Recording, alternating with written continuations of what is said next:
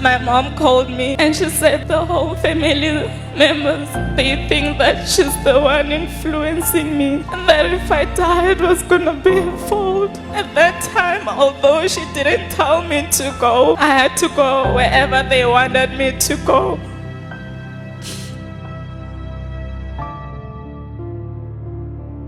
I remember they took me to the other Sangoma. When I got there, they just told me that you're supposed to be initiated because this spirit actually is being rejected by your mother. That is why it's affecting you also. So if you get initiated, then you'll be fine. So at that time, he told my parents that they should buy white, red, and also blue beads to bring it to them so that he can thread them. And he also told me that I should buy a white and also a blue cloth that I have to actually keep under my pillow so that those spirits can be chased away if they try to come and visit me at night. And then I told him that I was not gonna wear beads at all.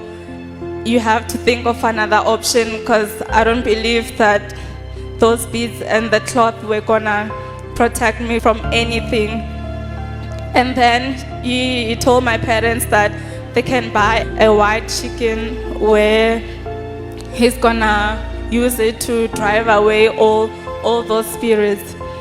So before that, he actually cut my legs with razors and they took me to this other room whereby he had also his assistants that were playing drums there, and I was dressed with my clothes and they killed this other white chicken and they actually poured the blood on me. And he was saying that actually those spirits were gonna go away. It was very traumatizing to experience something like that, but because my family were just there, I had to sit there. He gave me some powder and he told me that when I go home, I should boil some of the powder in water and drink it like 3 times a day. It's gonna be more like physiotherapy to me. And the other one, I should just eat it in some porridge or any food that I'm gonna eat. And then the other one, he told me that I should just steam it. And he told me that I had to use a blanket to cover myself until that smoke is over. To an extent that the smoke was so suffocating too much.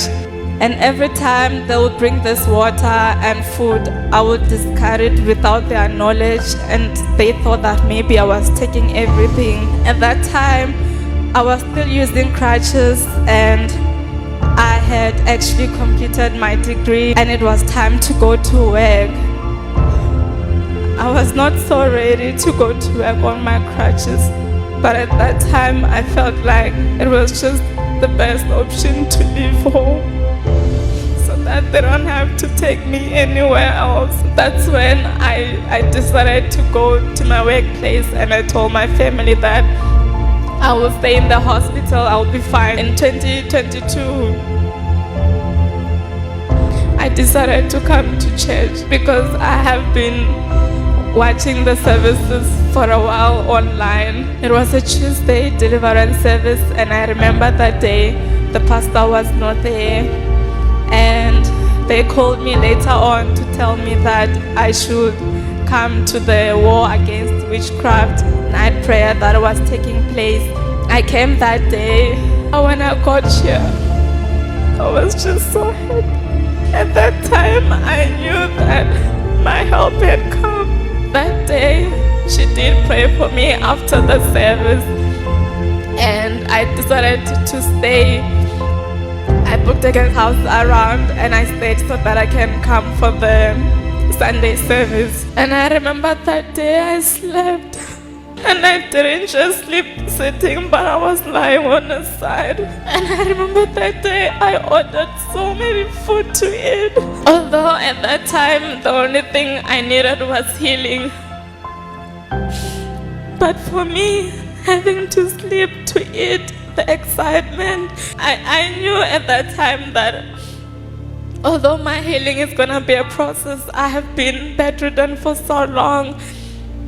My legs were so weak to an extent that I knew that I still had to regain my strength, and I believed at that time that I had already received my healing. I just have to do physiotherapy so that I can get better. And I remember that day she did pray for my studies and my work. Initially when I went to work, I couldn't even do 24-hour calls. Sometimes I would just leave around 3 a.m. I was just grateful that I had an amazing team that would just let me leave. And as I continued coming to the services, I got better day by day, from 2 crutches to 1, and eventually I started walking again. Sometimes some people don't understand why I dance so much, because being bedridden for 2 years was just too long. And every day I just dance to remind the devil that you've been defeated. And I just want to remind someone that